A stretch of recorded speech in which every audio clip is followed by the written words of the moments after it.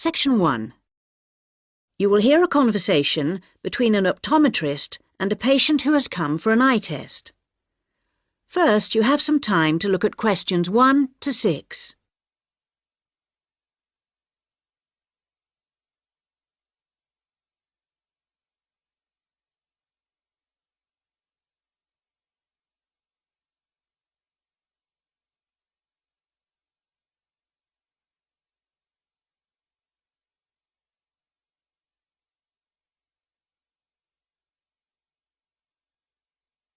You will see that there is an example that has been done for you.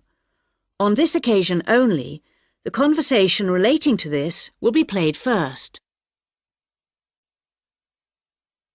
Good morning. Can I help you? Yes, I'm here for an appointment at 10 o'clock with the optometrist. I'm a little early. I know it's only 10 to 10. Are you Simon Lee? Yes, I am. The time of the appointment is 10 o'clock. So 10 a.m. has been written in the space. Now we shall begin. You should answer the questions as you listen, because you will not hear the recording a second time. Listen carefully and answer questions 1 to 6. Good morning. Can I help you? Yes, I'm here for an appointment at 10 o'clock with the optometrist. I'm a little early. I know it's only 10 to 10. Are you Simon Lee? Yes, I am. I'm Rachel White, the optometrist here today. Come in and take a seat. Thanks. Before we test your eyes, I just need to get a few details from you. So, Simon, what's your full name? Simon Anthony. That's A-N-T-H-O-N-Y. My family name is Lee.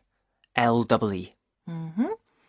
And your date of birth, Simon? The 1st of June, 1989. The 21st of June? No, the 1st of June. Oh, whoops, sorry. 1989. Ah, same year my son was born. What's your current address? I'm living at a hall of residence. Which one? At University Hall, not far from here, in Adams Terrace. University Hall. And do you have any medical insurance? Yes, I'm fully covered. And who are you insured with? I'm with Health for Life. Healthy Life. No, people always get that wrong. It's Health for Life. They're part of some big insurance company. Good. Now, Simon, have you ever had your eyes tested before? Yes, once, but not recently. It was when I was still at school. So, roughly when would that have been? Probably around September 2007. No, on second thoughts, it must have been the year before. September 2006. And my eyesight was fine then. But you're having a little difficulty now, are you? Well, yes. Since I started at university, I've been having difficulty with distance vision. I can't always see things in the distance. Well, let's have a look. Now, I'm just going to cover your left eye. Yeah. Can you read the top line? Yes. R-B-Q-S.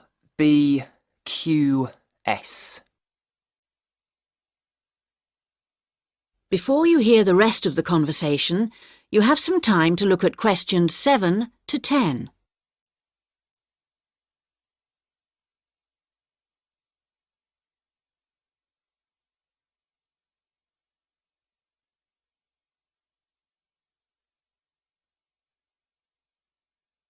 Now listen and answer questions 7 to 10.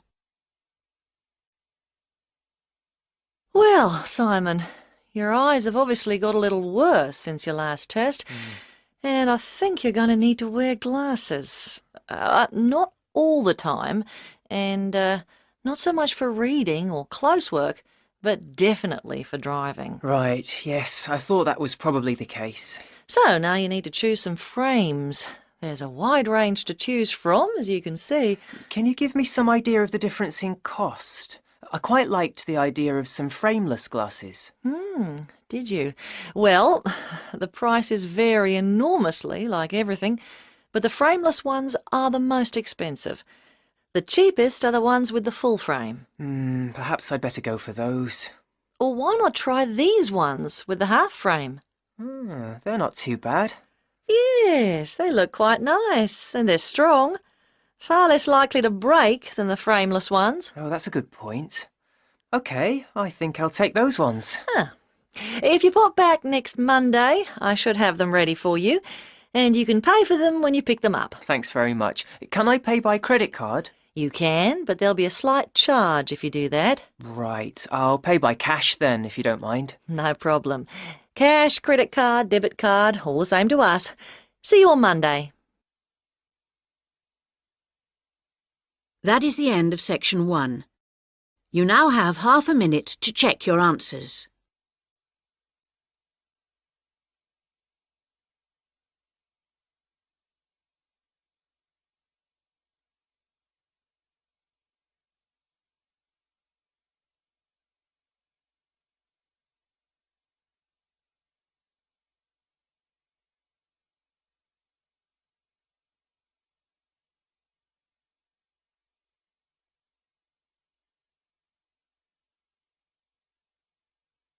Now turn to section 2. Section 2. You will hear an extract from an audio guide to the Taj Mahal. First, you have some time to look at questions 11 to 16.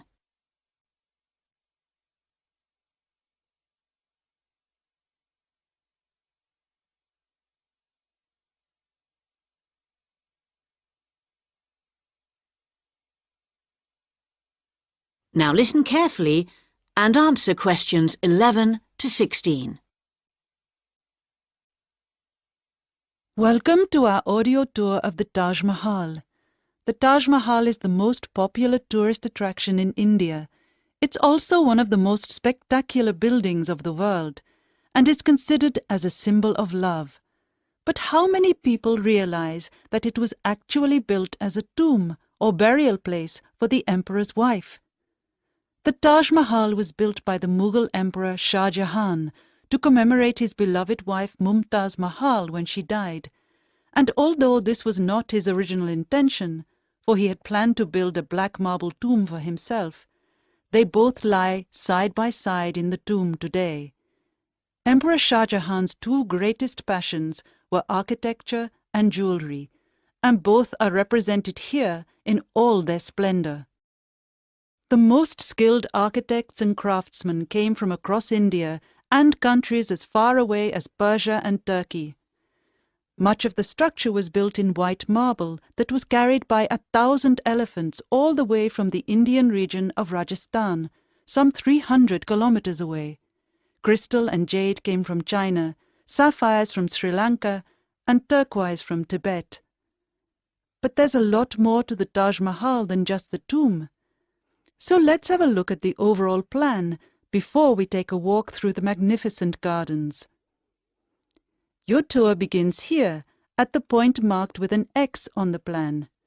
This is known as the main gateway. Walk through the gate and you come into an elaborate garden. There are 2 marble canals studded with fountains which cross in the center of the garden, dividing it into 4 equal squares. Each of these 4 quarters is then subdivided into flower beds, so there are 16 flower beds altogether. The tomb stands majestically at the north end, not in the center, as you might have expected.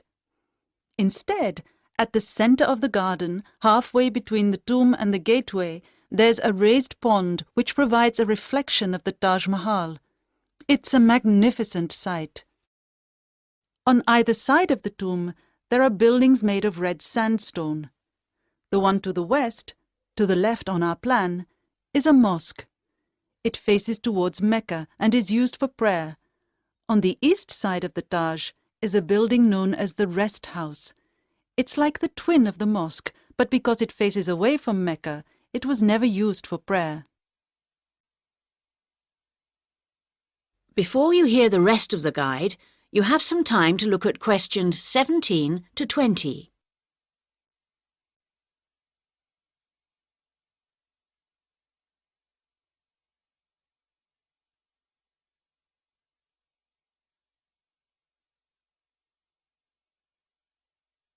Now listen and answer questions 17 to 20. Many people have asked what the rest house was for. Was it a place for pilgrims to stay? Was it a meeting hall of some kind? Perhaps the most likely answer to this question is that its purpose is purely aesthetic, to act as a visual balance for the mosque and preserve the symmetry of the design of the whole complex. Let's have a look at some of the engineering features of the garden. For one thing, they require a constant supply of running water. When it was built, water was drawn from the river manually, using an elaborate rope and bucket system, pulled by a team of bullocks. The water was then brought through a broad water channel and held in a number of supply tanks. These tanks were at varying heights off the ground and were ingeniously designed to store the very large amounts of water required. Using an elaborate system of underground pipes, the water was then distributed from the supply tanks to each of the fountains. To ensure that the water pressure was the same throughout the garden, there was a copper pot under each fountain connected to the water supply. It was undoubtedly a brilliant system. That is the end of section 2. You now have half a minute to check your answers.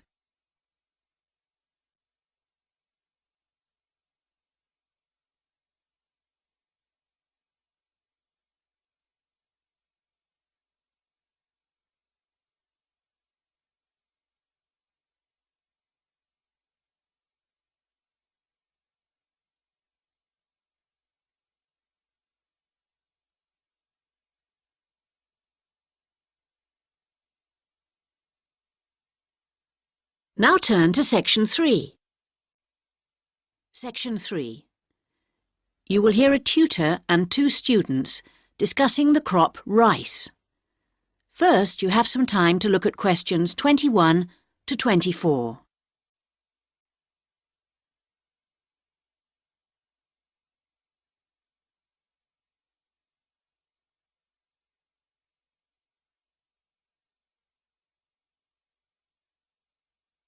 Now listen carefully and answer questions 21 to 24. Good morning, everyone. So, following on from our tutorial on European agriculture last week, Daisy and Eric are going to talk about the most commonly grown crop in Asia, which is, of course, rice. Eric, can you tell us what you've been working on?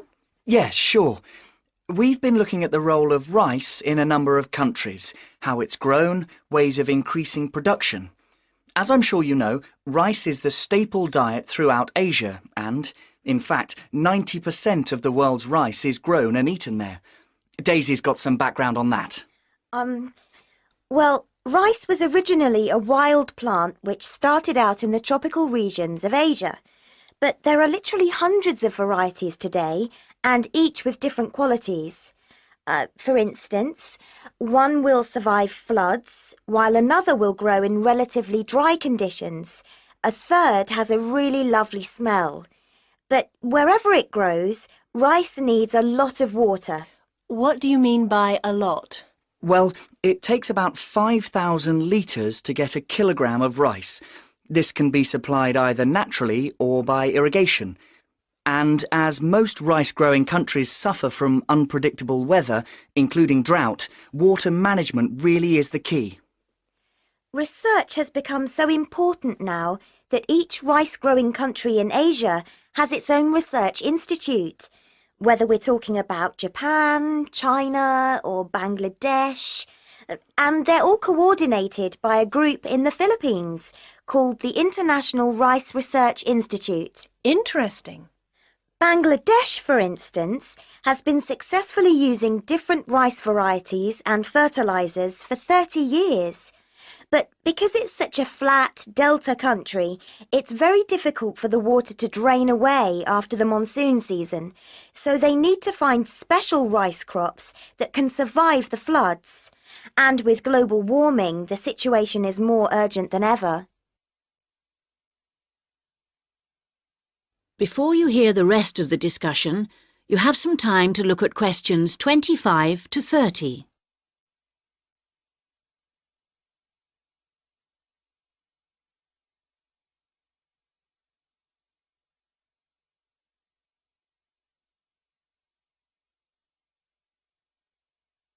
Now listen and answer questions 25 to 30. Now I'd like to move on to our comparative study. As you can imagine, China is the world's biggest rice-producing country.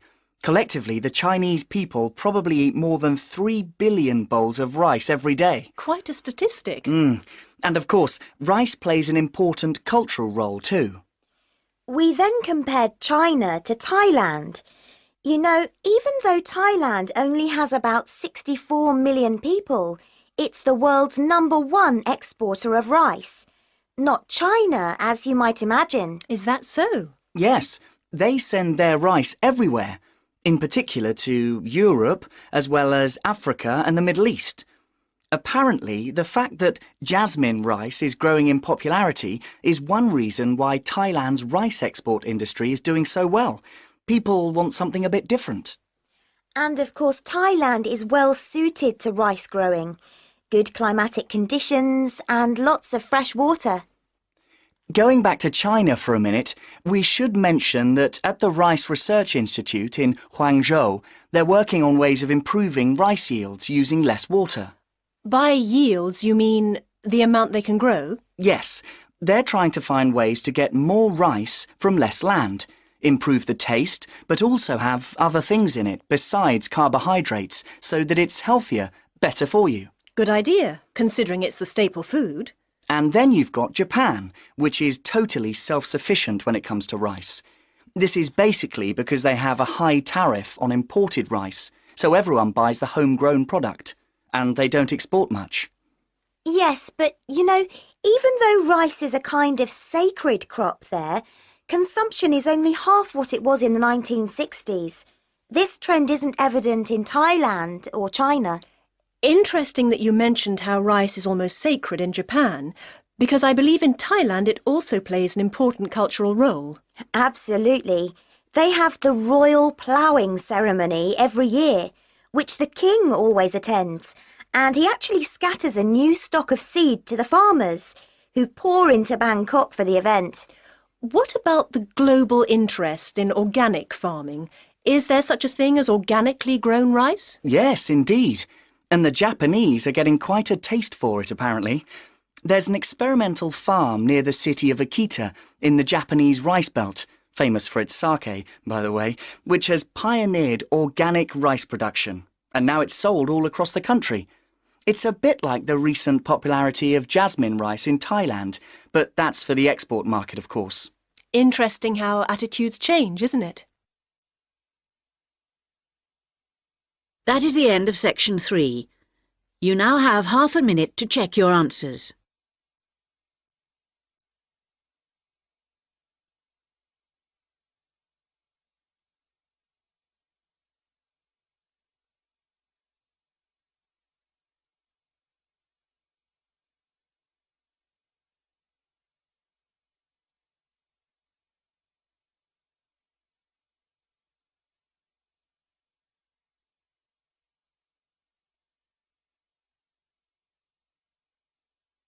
Now turn to section 4.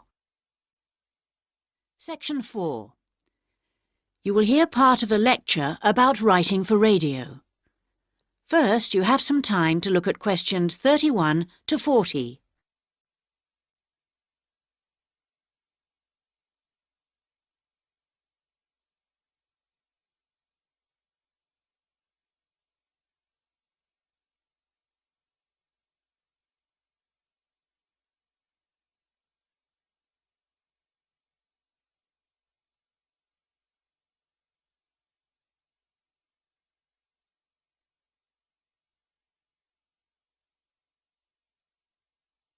Now listen carefully and answer questions 31 to 40.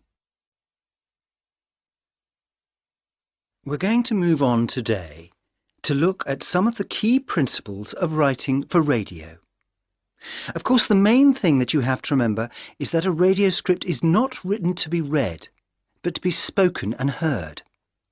Now, putting this into practice is more difficult than it seems, because writing as we speak involves abandoning many of the normal rules of writing that have been taught to us from an early age.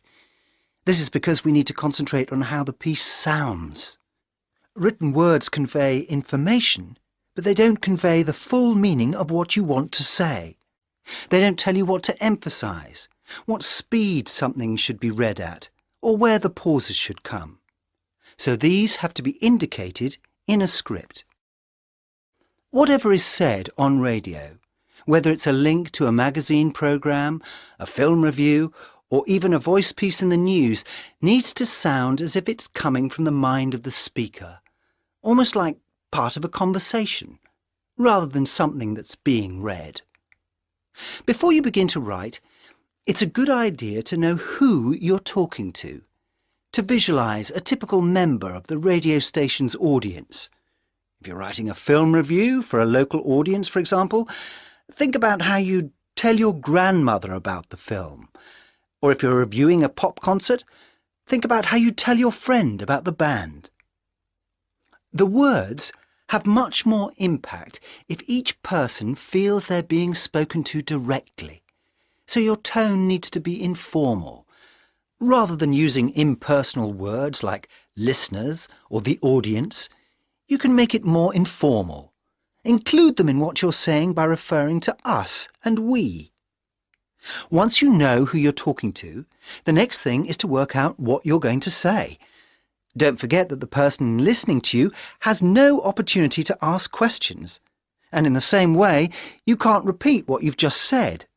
For these reasons, it's important that your script is logical and progresses smoothly. Too many facts too close together will cause confusion, so space them out evenly. The best scripts allow listeners to visualize what you're describing.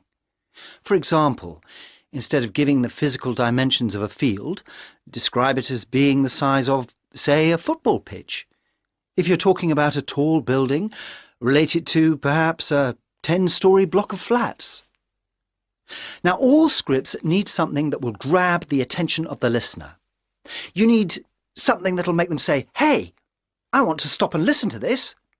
So the first sentence has to do this for you. It needs to be intriguing, interesting, and then it needs to be backed up by a second sentence that explains what you're talking about. The last sentence should also give your listeners food for thought and can be in the form of a question or a statement that sums up the item. After you've finished your script, you need to polish it up. And the most effective method of doing this is by reading it aloud. This also helps you to avoid tongue twisters or words that you might find awkward to pronounce. That is the end of section 4. You now have half a minute to check your answers.